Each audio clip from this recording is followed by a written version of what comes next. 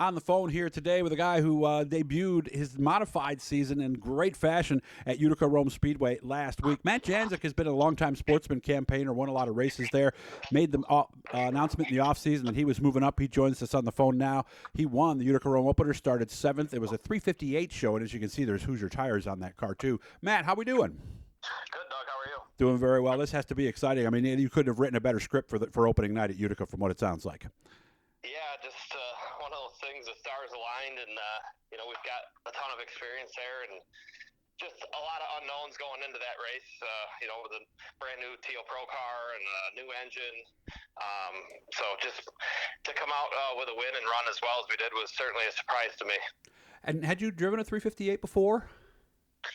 Yeah, I mean, I had one years ago. I built one, and every year I felt like I was going to try to make a move up. It seemed like a few different times, and then the track rules changed. So at one point I had built I'd gotten a big block, and some things went wrong with sponsorship, and then the next year the track went 358 racing under the Chaise. So I ended up getting a 358 car together, motor together, and then the next year the Chaise sold and Deo took over, and then they went big small block racing. So I hung on to that motor for a couple of years, and then I sold it last year because it was just sitting around, and I want to race Utica Rome, and I sell it, and then here we are with Utica Rome bringing back some 358. So it's just been like a roller coaster for me. Yeah, I know a couple of people got caught on that deal with 358s.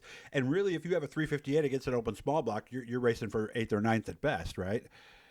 Oh, if you're lucky. Yeah, on a good night. Yeah. the big small blocks just have so much more power than a 358. Mm-hmm. I think the one we're going to run Friday night is like high 8s, almost 900 horsepower. Wow. So, when you're bringing 580 horsepower on a good 358 to up against that, you're kind of bringing a knife to a gunfight. Yeah, literally in this case too. So tell me about the race. Started 7th. We were on the inside of the 4th row. Were you good right away? We were good out of the gate, heat race-wise. We drew well and started on the pole in the heat race and won that. We felt really good in the heat. And then in the feature, I changed tires a little bit, made some adjustments to the car, and then we kind of just rode around for a little while, I feel like. Couldn't get really going. There was quite a few cautions early. And then once we got going green, Willie Decker Sr. kind of gave me a shot up in the back bumper coming off the 4, and I kind of slid up in front of him, and he had to run off the top. So that kind of got me fired up to know there was definitely some momentum on the outside, and so I moved up and then just kind of started plucking cars off. And I think we went from 7th to 4th or 5th pretty quick, and then just rode around for a few laps, and then kind of just got going. And then Marchicelli, he was actually leading and pulled off with some sort of issue with his car, and wasn't able to finish the race. It would have been fun to battle it out with him, but yeah.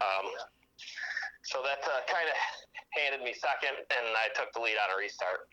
How'd you get the lead, and who did you pass? Bobby Hackle.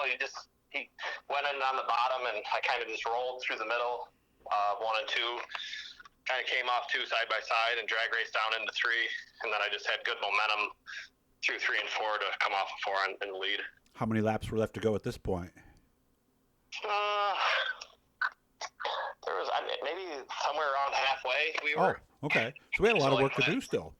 Like lap 15 or 16, and I led the rest of the way. Okay. Any interesting moments? Did we get into traffic? Anything like that? We caught traffic at the end, but there was no issues. Just caught them by the checker, just kind of paced myself to finish it out. Now, we'll be doing dirt 358 stuff at dirt tracks, or is the 358 just for this? What do they call it? Is it a Thunder on the Thruway? What's the name of the series? Do you know? I don't really think there's a name for it. So, okay. They had announced some 4 races at Utica and a couple at Fonda before the sale of Utica Rome. And then I think now they're advertising that there's going to be 5 races at Utica Rome throughout the season. So, just going to run those with a 3-spec head, and then go to some races at Fulton. I think the plan is to go there this Saturday and play around and Just race when I want to race that, and mainly focus at Utica Rome on Friday nights. Gotcha. Now, this open small block that you'll be running on Friday, how much experience do we have in that car? I don't have really any experience in either car this year. I built 2 brand new cars over the winter, and as far as power-wise, just, thanks for Mike Trouchold for letting me run his last year. We drove his big small block, the one that is actually like a twin to what I got this year. I drove his car once last year in the New Yorker. Big power? Oh yeah, you definitely know there's power under the hood on that. The 358 kind of feels slow and lazy compared to those things. So they just keep pulling and pulling and pulling forever as long as you run out of racetrack eventually. And the dirt 358, the guys have told me 590, 595, maybe just under 600 horse. Is that about right? Yeah, that's the numbers I hear. If it's a really, really good one, the ones that run well take that. And still considerably more than a crate 602, but nothing like that big horsepower Mullins that we got under the hood. I can imagine. So you'll be able to see him Friday night at Utica Rome, Saturday at Fulton. Weather's a little iffy on Saturday, but check the radar. But I know they're going to do everything they can to try to get that in. So from a personal standpoint, being in sportsman so long, getting booed in victory lane for being too dominant, how good did it feel to go out and win out of the box in a 358 like you did? It was good. I try not to let some of that stuff, try not to let it bother you, but you're human. Yeah, you know you're doing something when, you're getting those boos, really.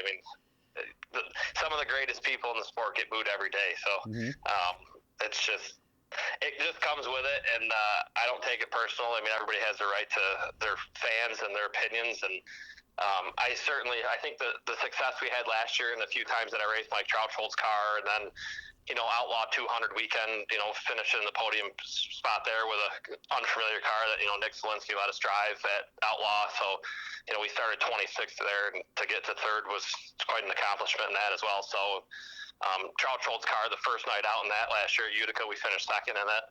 Never sat in the car before. So, we had success last year too, which was awesome. So I was confident moving into this year, and a little bit skeptical, but confident. I never would have expected to go out and win the first night out. Yeah, what a story it was. And by the way, I've seen the pictures at Utica Rome Speedway with some of the upgrades they've made. We only got about a little over a minute left here, but Zielinski Asphalt made that place look great. I didn't recognize it when I saw the pictures. Yeah, it's a super great sponsor. They came on board this year to help us move up. They helped my son in the slingshots. Just super great family-owned business, and have been great support for us. And they're just continuing to support local stuff and helping Jason Brodell at Utica Rome. And I was there last night hanging up some billboards and putting new signs out front. So the place is certainly getting transformation and getting money put back into it, which it's needed. It's been neglected for a long time, and it's a whole different fan experience seeing that place in Blacktop for the grandstands. It's great. So you can see that tomorrow. Again, remember, lots of shows this weekend. Pretty soon, everybody's going to be running every week, so get ready for that. Matt, so good to see you do so well right out of the box. I'm happy for you, and good luck this weekend. Appreciate it, Doug. Thank you. Make sure to subscribe, guys. We're coming up on 4,000. We only got another dozen or so to get there, so let's make sure we do that this weekend. You, of course, are listening right here, Elkins Video Productions.